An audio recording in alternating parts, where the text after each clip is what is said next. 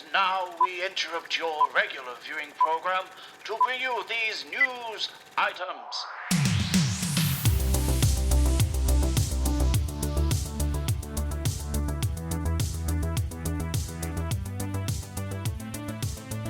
What's up, guys? Welcome to the Shifty Crab News Break, where we bring you the best news we can get our claws on. I am your host, Vince, and joining me today is Terry Jeffs, the Pun Master General himself. How's it going, Terry? That's gonna stick now, isn't it? It's Pun Master General. That's it. Oh, of course. If we don't start a news break without a pun, I'm going to be disappointed. Absolutely crushed. I am good, Vince. Good to be here today. Lots of spicy news, as you like to say, to discuss. Oh yeah, we've got some very good news today. We're going to be talking about the UK introducing a bill to ban scalpers. Cyberpunk dev CD Projekt Red has been hacked. There's going to be a new Halo game that's apparently in development. Crash Bandicoot 4 is coming to PS5, Switch, and the Xbox Series. And EA should be deciding Anthem's fate this week. Bunch of good stuff there, Terry. Are you excited? I'm excited. I want to get stuck in. Oh, yeah. Let's jump right into it with the potential UK console scalping ban is gathering momentum. This is from IGN via Joe Screbbles. Douglas Chapman MP has now formally brought forward a bill to ban gaming hardware scalping in the UK, titled the Gaming Hardware Automated Purchase and Resale Bill 2019-21, as reported by Sky News. It aims to apply similar restrictions on console reselling to those instituted for ticket touting in the UK.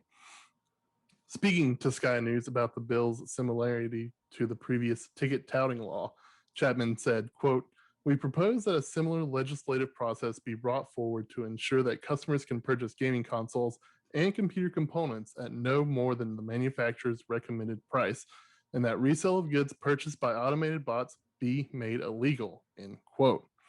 Chapman acknowledged that the bill is unlikely to pass. MPs outside the ruling government party rarely see their bills become law, but was using it as an action to enforce the government to, quote, take responsibility for the ongoing issue. Private members' bills such as this have previously affected legislation indirectly, which will be Chapman's hope. Oh, so a lot to kind of unpack there, which would probably make Adam very happy since he's still kind of on the hunt for the PS5. He is, and yeah, this has been brought up in discussion many a times during like Adam's PlayStation 5 hunt in the UK, which is just an abysmal situation at the moment. But yeah, we discussed this. Something has to be done, and it looks like they're trying to do something. At least whether they can make something happen out of this, I don't know. I'm not too hot on what the legal ramifications are and trying to get something like this sorted.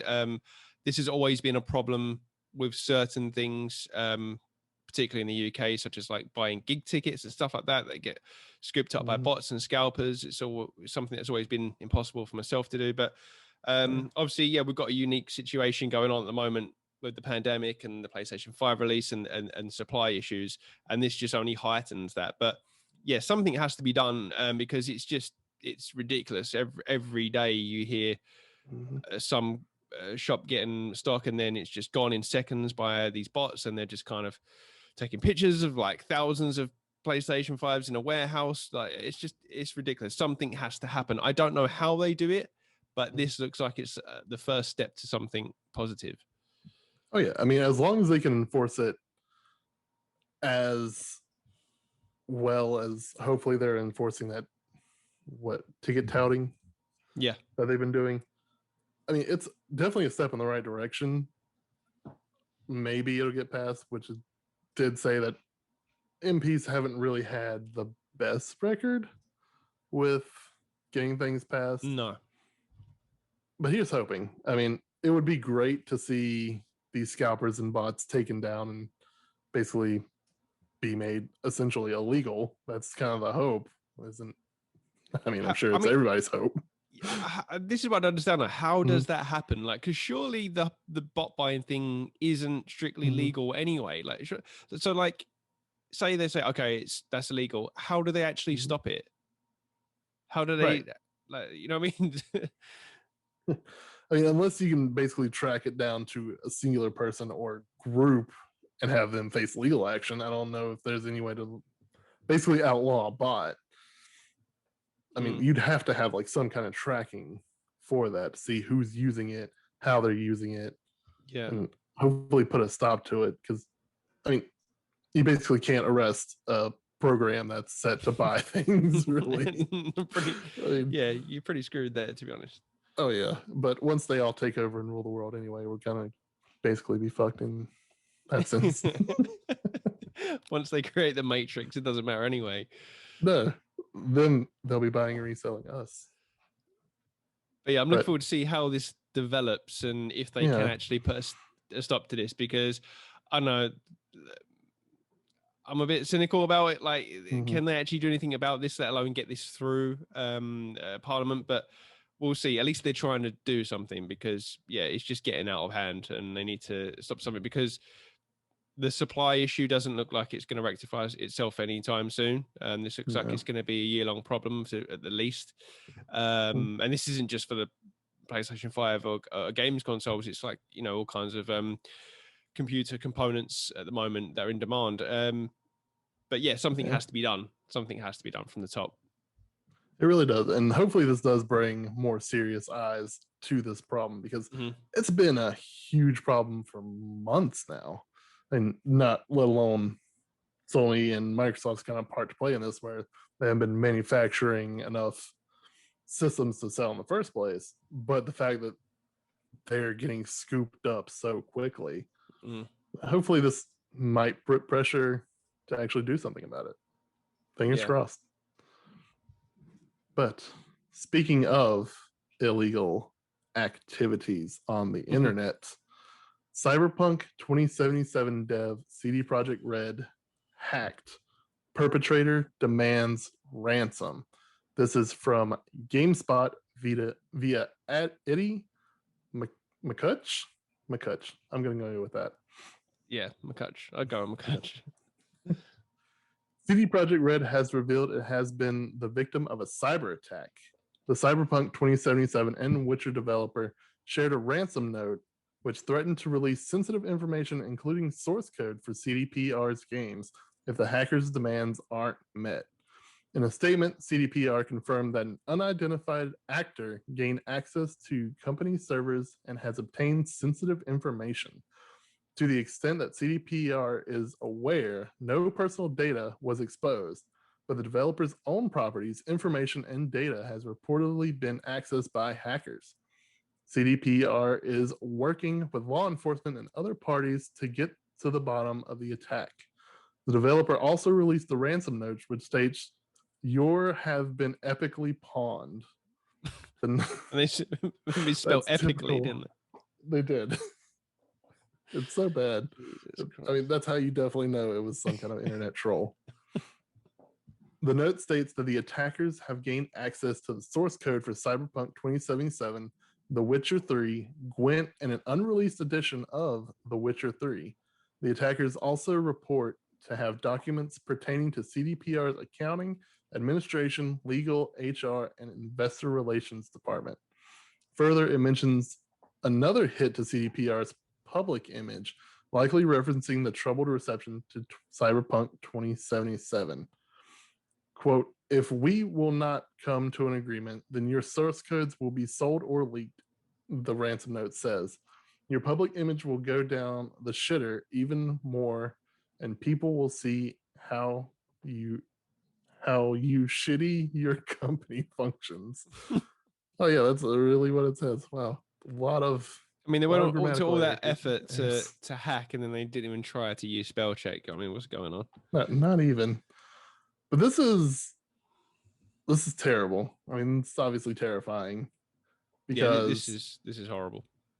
I mean, no private information got out from no personal data was exposed. But the fact that they have obviously, what was it? Documents from accounting, administration, legal, HR, and investor relations department. That's kind of scary because they obviously have to now have personal information for CDPR's employees, right?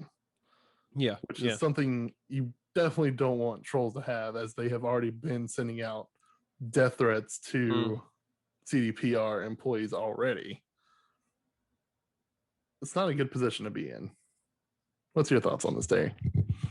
Well, I think, Vince, today was the first day that we officially entered Hollywood movie script territory for the Cyberpunk 2077 fiasco. It's getting absolutely ridiculous now. I mean, you can certainly see it in years to come, like just the whole, this film showing everything that's happened so far. It's just getting ridiculous. But no, this is a horrible thing to see. Like, I just, obviously, a lot of people were upset with the release and the way things went down, and that's another story altogether. But there's just things like this sometimes which just make me embarrassed to be part of the gaming circle, so to speak. Obviously, we're very passionate about talking about games. We wouldn't be doing a podcast if we wasn't, but sometimes it's I don't know. Sometimes people just take stuff just way, way, way too far. I mean, they took it too far from even before release with like the delays, sending death threats and stuff. Just like, if you're sending death threats to people over a game that got delayed, or if you didn't like it, you've just got to seriously take a look at yourself in the mirror and just readjust your life and your life choices, because you messed up somewhere down the line. Then to go and hack a company, this is an entertainment company. They made a game, for God's sake. You know what I mean? Regardless of whatever your thoughts on, on the release and how they released it, they messed up, that kind of stuff. You just don't do this kind of stuff. They're in a tricky situation, obviously, with what's happened, because obviously some very sensitive information is going to get put out there if they do have it, and they're not. And I suspect they obviously do, or CD Projekt Red wouldn't be putting this statement out there. But they're just going to have to bite the bullet and let them do it. I think they've done the right thing by putting it out public and getting there before this hacker does it themselves. But from what I saw, obviously you're going to see the typical gamer trolls out there. But for what I saw today on social media when this was put up was mainly sympathetic towards CD Projekt Red, because no one wants this. No one wants this. And you definitely nailed it.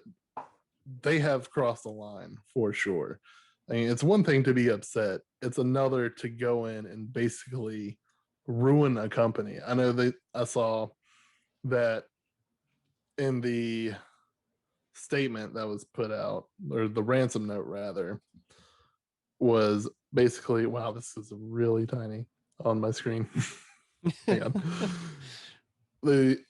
Basically the hackers had encrypted their servers, and I mean, obviously CDPR has backups, but the fact that they went in not just to pull this information, but then to go ahead and encrypt their servers to where they couldn't access them without the backups, it's just too much for a game to basically be mad about a game. It's sad. Way over the line. Yeah. I mean, the death threats were obviously over the line, but to go in, take information, take source code very illegally, obviously, and then to brag about it is way too far. I mean, I know I said on the last news break that people on the internet were babies, but this is whole nother level. This is a whole nother level. And I guarantee you, this guy that done this was a huge CD Projekt Red fan, huge Witcher 3 fan, was probably so hyped for Cyberpunk, probably bigging it up, and it's those kind of people. It's like, I'm not saying all those people are like that, but it's the ones that are like at them the most, and just threatening them. it's those people that are just they're just too obsessed. They're too obsessed with this game. They get so hyped up about it. Their expectations get set so high, they can't take it. They can't handle it when it doesn't meet their expectations, or the game doesn't come out the day they wanted it to come out, and they just lose their shit. It's like literally just like a baby throwing the toys at the pram. And this baby happens to have some hacking skills, so he's literally just hacking into their mainframe and then throwing their toys out the pram. Exactly. It's a shame. I mean, I was upset that Halo 5 didn't deliver when it delivered, but you know what? I just stopped playing the game. That was it. Yeah. Like, I mean, I played it to the end. I didn't like it. I've only played it maybe once since. That's all you have to do. You don't have to go in and hack the system and steal information. It doesn't matter like how passionate I would be about a certain game, and it could be the worst game ever made. I would never start spouting shit at a developer or someone's personal account or anything. Like, the very least, like all you would do is like, get on here, discuss with people what you didn't like. There's no reason to do that. Like, we see way. I know this is something different, obviously, compared to what happened with the hacking, but we see way too much of this, and it's become like within the, and I'm sure it happens in every circle online. The internet brings out the worst in people, but we've seen it for far too long in the gaming circles. Maybe because gaming and the internet are synonymous together. That's always been together as one thing, but yeah, people need to just readjust themselves a bit, I think, because it's getting out of hand. Like, first with the death threats, before, like, this is the thing, everyone can say, oh, and pinpoint this on what happened with the release, and but this has been going on way before then with other games. But it's been going on with Cyberpunk since they were delaying the game. They were getting death threats. So this is like, I don't know. Like, at some point, you have to just move on. Like, obviously, if they didn't deliver on a game that you didn't particularly like, or if you were super excited for it, just move on. You don't have to keep on with Cyberpunk if you don't like it. No, just move on to something else. I mean, I get that people get overly hyped for a game. I mean, I brought up Halo 5. I was overly hyped for that game. I have the collector's edition and then disappointed. And you know what? I moved on. That's all you have to do. You just got to get over it, put your big boy pants on, and move on. Speaking of moving on, we're going to move on from this story onto another one. Nice. Very nice segue there. So smooth. I love it. I didn't have something to segue off from that. But you know what? We're going to talk about Anthem now. Another disappointing game. There we go. There's our connection. Electronic Arts is to decide the fate of Anthem game this week. This comes from Bloomberg via Jason Schreier. Electronics Art Inc. will hold a meeting this week to determine whether it will continue trying to create a new version of the failed online game Anthem, according to 3 people familiar with the matter. Anthem, a multiplayer game by the EA-owned developer BioWare, launched in February 2019 to poor reviews. In the following months, BioWare put together a small team to overhaul the game. Executive producer Christian Daly wrote 3 blog posts last year outlining some of the big changes planned. But in December, Daly left the Anthem team as part of a BioWare management shakeup, leaving the project's fate in question. This week, EA executives will review the latest version of Anthem next and decide whether to expand the team or abandon the project, said the people who asked not to be named, discussing private information. The Anthem Next team includes about 30 people, BioWare said last year. People familiar with the project said it will need to expand to at least triple that in order to produce new content and continue attempting to overhaul the game. EA has not yet indicated whether it's willing to commit that kind of budget to revive a maligned game. A spokesperson for EA said the company doesn't comment on rumor and speculation. Now, this is kind of the heartbreak story this week, honestly. I mean, I wasn't the biggest fan of Anthem, but I enjoyed it to an extent. It was fun to play, but it just didn't have that BioWare charm to it. Plus, it was a live service game, which was up against Destiny and The Division, and it kind of flopped delivering that in-game content. But to see it now down to 30 people working on it to kind of overhaul what mistakes were there, and now to see that EA is maybe going to cancel this game or any future update it has is very disappointing to me. Did you play Anthem at all, Terry? I didn't play Anthem. No, I did. When I remember seeing the first trailer for it, I was really hyped for it because it looked, I think at the time when we first saw footage of it, it was pretty much early days of this.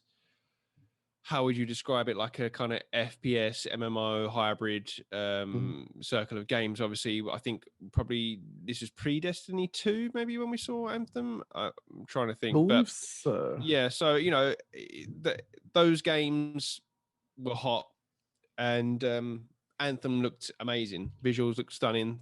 The prospect of it looked great.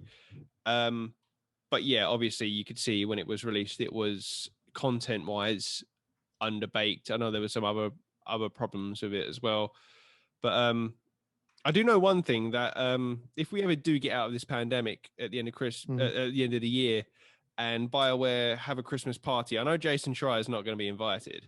No. He's doing God's work right now, but yeah, they're probably not his biggest fan. He's getting this information all the time.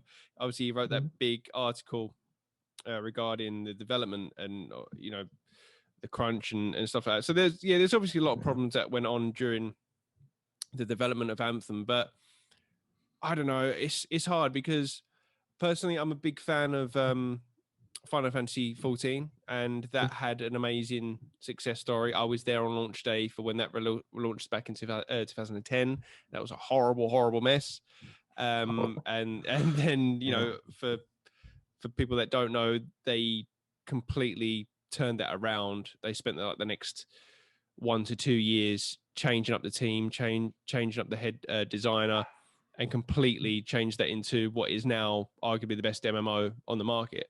It can be done, but it's not done often. No Man's Sky did it. Obviously, that's one of the most recent success stories that it launched underdeveloped, overhyped. But again, they've turned that around. They stay quiet, get their heads down, and now it's got amazing amount of content, a really dedicated user base. So it's not to say Anthem can't do that. Yeah. But I would, if I was a betting man, I would bet against it right now because of the market that it's going into. I just don't think it's gonna. I think it missed that moment. It missed that moment to kind of pull people in. Even if they did manage to turn this around and get the content, I don't think you're going to draw that player base back in again. No, unfortunately not. I mean, it definitely misses window, and it released in 2019, which I've completely forgotten about. I feel like it was a lot longer than that. But it does. Yeah. But I just Googled it just to see when that launched and when Destiny 2 launched. And it was Destiny 2 was 2017, which is even more surprising. But seeing that Anthem was February 22nd, 2019 just blows my mind because that game feels way older. But then again, 2020 was about 4 years long. Yeah, I was going to say it's been a long year.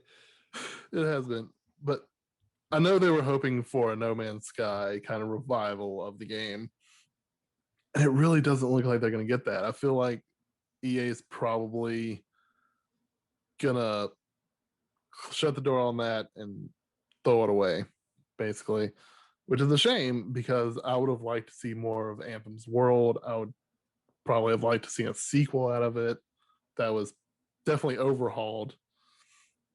And it's just a shame that EA, for some reason, does not like these big like mech games, because we saw Titanfall, probably the same thing with Titanfall. We got Titanfall was good, Titanfall 2 was amazing, but again, it was overshadowed by other bigger first-person shooter games. And then we got Apex from the same studio. Then they moved on and did Star Wars. So Titanfall's up in the air. Anthem's now up in the air, but it looks like it's going to come crashing down, unfortunately. It just, man, I was really hoping. I had so much hype for Anthem. It was one of those things that I had hype for. So I felt like BioWare could do they needed something after Mass Effect Andromeda to kind of push them up a little bit. And my hope was that was Anthem. But unfortunately, that was not Anthem. It's crazy, really, that a BioWare developed game published by EA, it was like a blip. It came out and it was gone. Like it just went under the radar. I think most people didn't even know it even released. Like there was no, from what I remember, there wasn't any huge kind of build up to its release. There wasn't a lot of marketing. I don't know. It just kind of disappeared.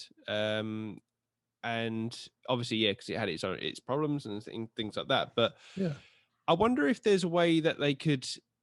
You probably know more than me because you played it. But if there's a way that you can take the kind of skeleton of it and turn it into another game, like rather than trying to push that kind of hybrid shooter MMO genre, like kind of endless grinding loop, if they can take that and make like a single player focused story, or just like something more contained and short, and something they can at least release, because it seems like they developed a decent world out of that game and the story, or did they not, unless I'm wrong?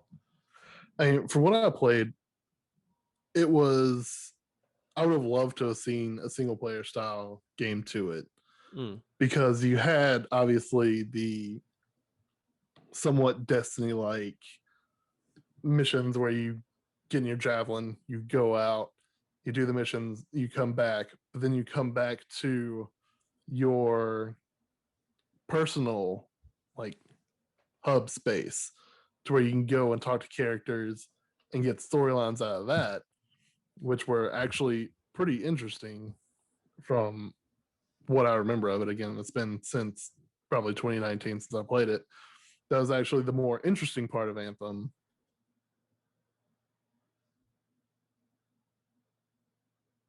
Oh, I've lost you, Vince. And we have our first technical difficulty. Oh wait, maybe I'm frozen. Nope, you're not frozen. I'm here to take over by the looks of it. I'm going to be Vince. I can try and do his voice. I haven't got a beard. Well, we talk about Anthem and stroke my beard a little bit, and I'm not American, and I'm not going to try to offend people with an American accent. Oh, he's back. He's back. Oh no, I'm back. Why did my internet blip out? I'll disappear. Okay, bye. Jesus Christ. Bye. Yeah. Where did I leave off? I was gone. Well, yeah. I thought I froze for a second. I was like, okay, what's going on?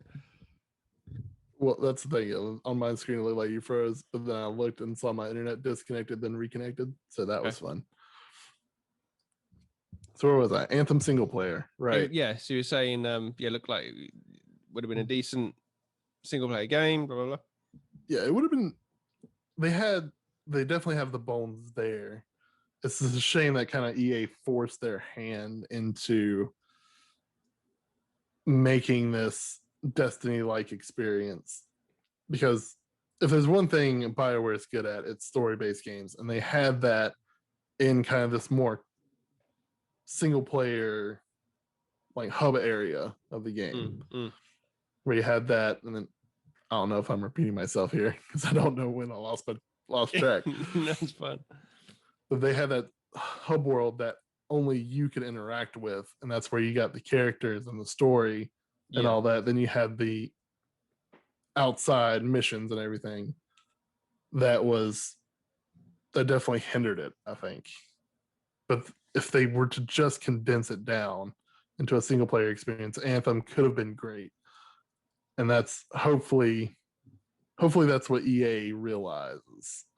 And if they continue on to either reboot Anthem or take it down and make it something else, I would hope they keep that. Mm. Because I like the javelins. I like It's a the really cool different concept. classes they had. Yeah. Like even the little cutscene they had when you got in your different javelin and how customizable it was. It was like so fun. It was like being Iron Man before we got Iron Man in VR. Yeah. And that was awesome. I would just like, I kind of hope to see that come back in some form or another. Yeah, that's the thing. For someone who didn't play it, I just saw the trailer and I just thought the gameplay looked so cool, flying around in the javelins. Just like the world, that I just wanted to see something with that. And but yeah, obviously I didn't get it because as soon as it came out, I was hearing a lot of negativity about it and stuff like that. But there's surely got to be something you could do with that world, but maybe not. Maybe it will just be kind of chucked on the scrap heap now. I hope not. I would like to return to that world. You know what? I would also like to return to Titanfall because that game was actually really good. But speaking of first-person shooters that are pretty good, an unannounced Halo game seemingly in development. This is from IGN via Tom Power. A new Halo game is seemingly in the works, if a recent Microsoft job listing is anything to go by. The producer job posting, which has been advertised on the Microsoft Careers website since February 6th, reveals that Halo series developer 343 Industries is working on a new entry in the Halo franchise. The listing states that 343 Industries is looking to hire a producer to help develop a new project in the Halo universe, which presumably signals that the new employee would not be working on Halo Infinite. The job listing specifically asks for experience in shipping AAA games for the current generation, which all but rules out the idea that this Halo project would come in any form other than a game. However, the listing offers no clues about the content of the game or when it might arrive. While there's no confirmed information on the new project, a recent rumor could point to a potential direction. Per a VG 24/7 article in November 2020, a now deleted post on Twitter suggests that the two other games, Halo Wars 3 and a spin-off following Halo 5's Fireteam Osiris, were being planned by 343 Industries. So, a new unannounced Halo game. I would be excited if they weren't still developing Halo Infinite. Yeah. Let's walk before we run, guys. Yeah. Yeah, and obviously this game's probably going to be another 3, maybe 4 years out, depending on how they release Halo Infinite. But the prospect of it being Halo Wars 3, which for those who don't know, Halo Wars was a spin-off series of the main Halo games. But instead of a first-person shooter, it was a real-time strategy game. And it is an okay series. Which I never played Halo Wars, but I always thought that I always liked the look of them, and I always thought that Halo was something very suited for that kind of game. So I'm surprised it didn't really take off more. That series. It took off enough to get a sequel, at least. I mean, which for some reason they're spinning off the enemies from the sequel into Halo Infinite. So pretty much if you want to get familiar with the enemies in Halo Infinite, play Halo Wars 2.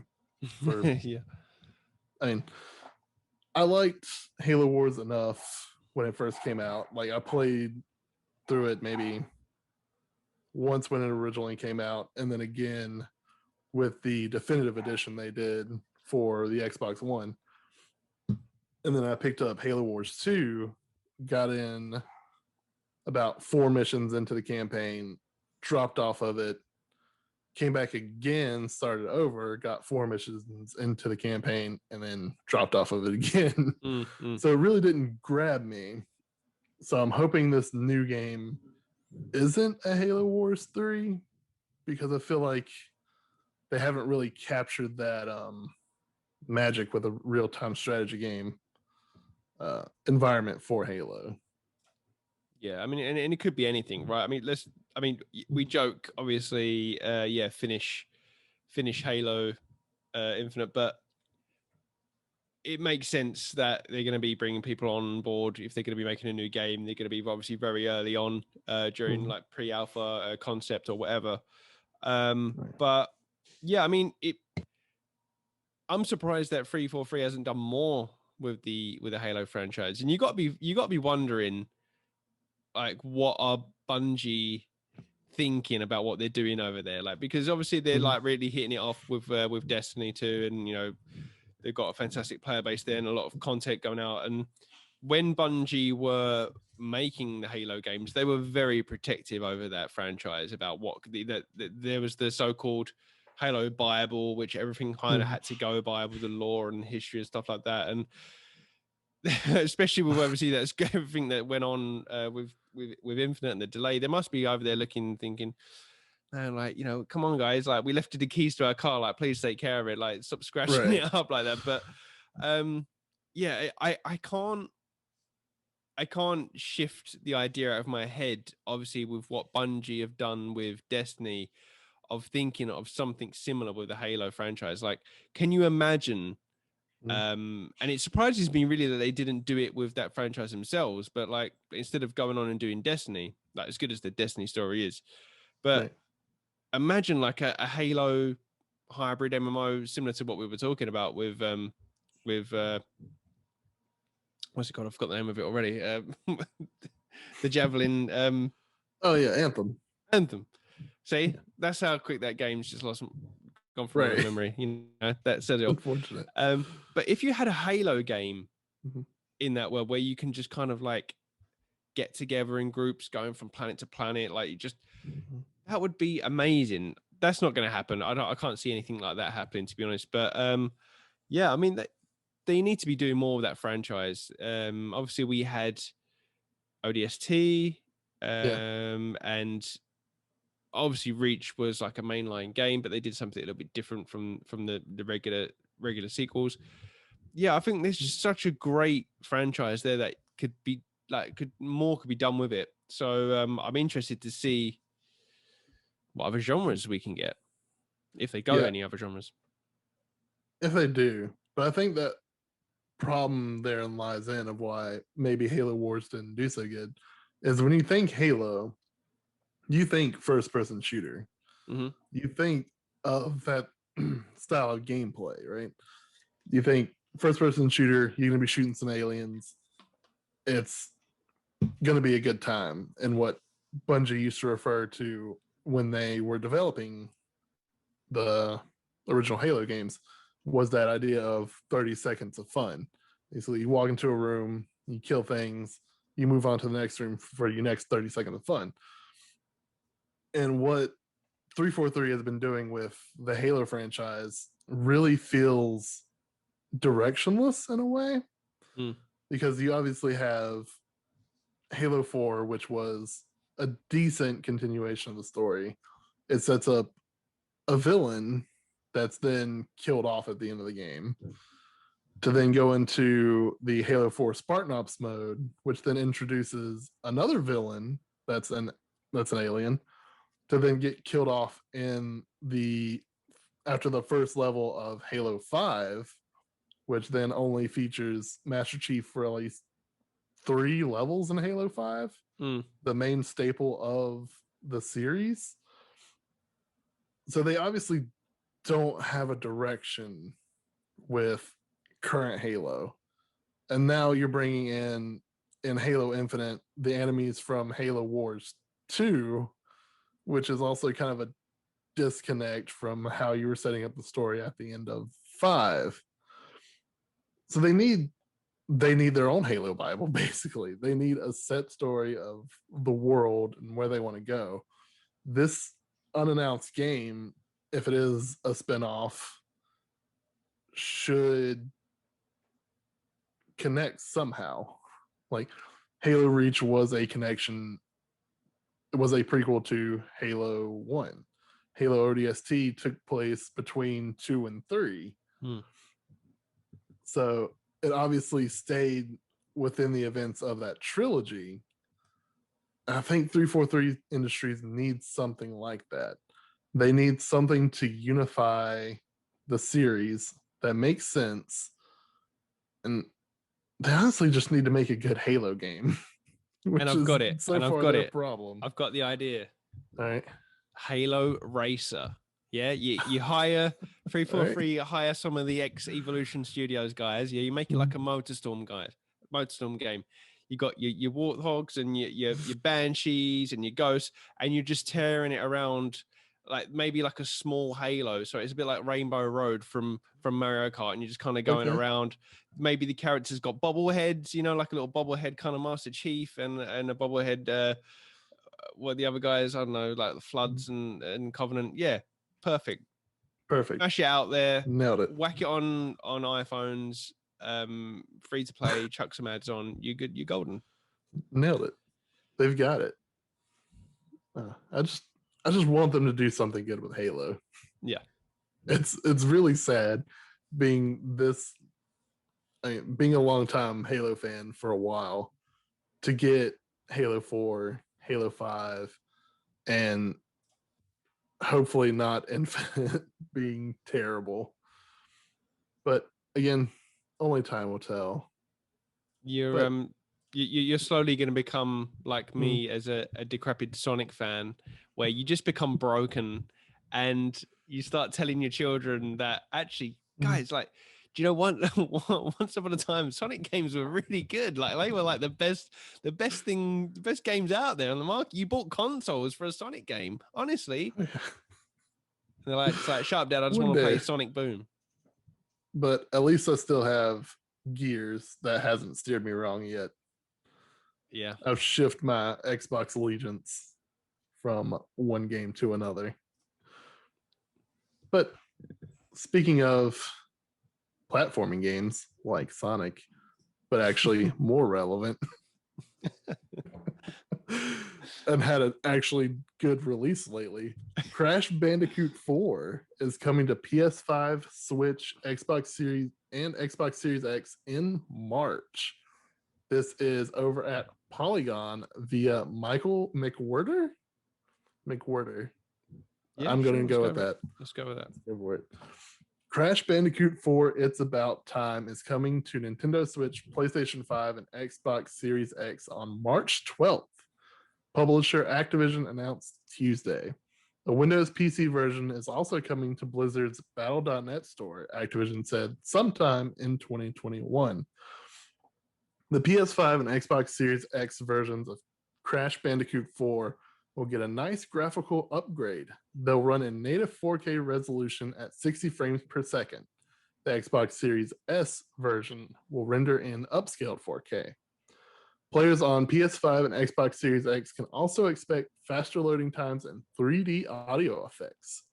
Crash 4 will also take advantage of the PS5's DualSense controller.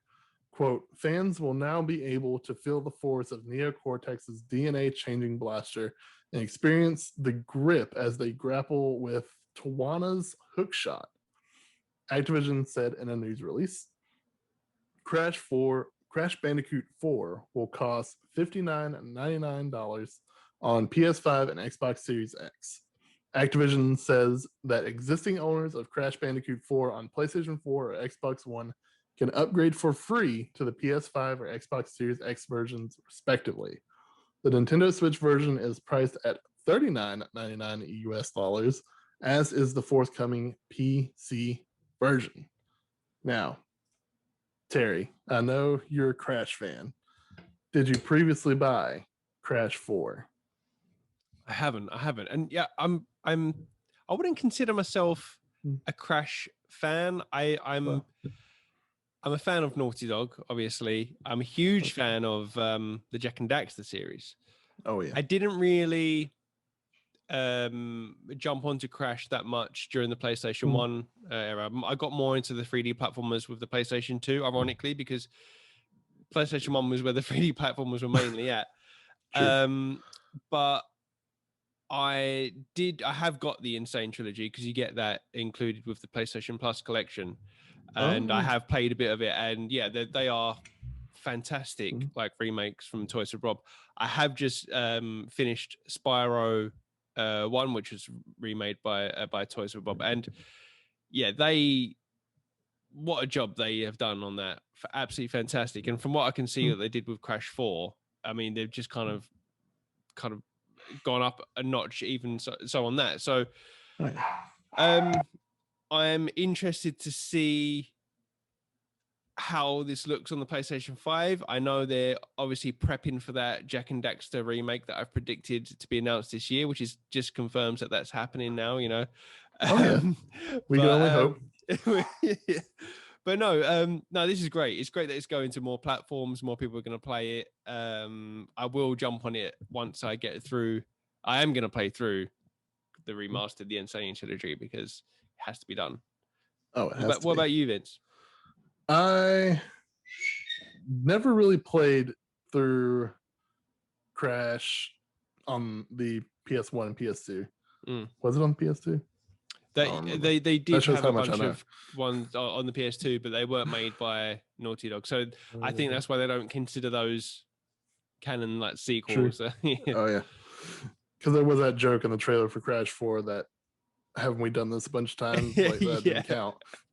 Yeah. But now that's coming to the Series X, I'm definitely more interested because I thought PS4 original Xbox One game, but plus I didn't really get into Crash with the Insane trilogy because I bought that for PS4, and Crash 1 was just really difficult. So I kind of put it down to the side and then played through, the Spyro remake trilogy. Then I got up to like Spyro 2 and absolutely love those games. And to hear Crash 4 has made some newer, more friendly improvements. In other words, not as like super difficult, but still have that challenge though, there. right? It's like really hard. I was playing through like the first few levels of 1, and God, it's hard. Like you got to be precision perfect with like the jumps, and it's not as friendly as Spyro is. Oh no, it's definitely not. But this new like release coming to the Series X and PS5 definitely has me more interested in picking up 4, because I know a lot of fans of Crash have said 4 is amazing and it's what you want out of a Crash Bandicoot game, unlike the other games that even the developers don't want to talk about. Considering they've pretty much abandoned it. Yeah. But Crash 4, it's about time. It's coming out. And you know what? It's about time for us to end the show. You made it there. You made it there. I made it. I worked on that one. That one was cooking in the brain for a little bit. But as always, I've been Vince. That's been Terry, somewhere on the screen, wherever he is. I don't know. But right here. News break. We'll be back on Friday with you, Terry, and Adam. Yes. Making his return. Very excited. Also, we have a podcast coming up this weekend. Very excited for that. We get to talk about something that I'm not even going to tease. It's going to be great. It's going to be fun. We're going to now there's a tease for you. There it is. We're going to hash it out again, and hopefully not let Adam win this one. Fingers crossed. No, we can't let him win. Definitely not. We'll never hear the end of it. We won't hear the end of this GTA 5 thing either. Get on the polls and vote. The polls open right now on Twitter. Get on there if you're listening to this. Vote for BioShock Rapture, best game in world. Come on, let's get this. GTA's in the lead at the moment, and we're not having that. We're not having it. No, we're not. I'm not even going to realize I edit this, right? You realize I edit this? Oh, damn it. He's going to cut that bit out. He is. Like, the podcast ended about 5 minutes. The podcast ended 5 minutes ago, as far as I'm concerned. No, we haven't said bye yet. Now he's gone. Vote for Rapture. I'm throwing mine out. Vote for Rapture. It's better. We've got to team up and take him down. We do. It's the only way we're going to stop him. But anyway, I've been Vince. Again, that's been Terry. And in the meantime, stay shifty, everybody. See you later, guys. Bye.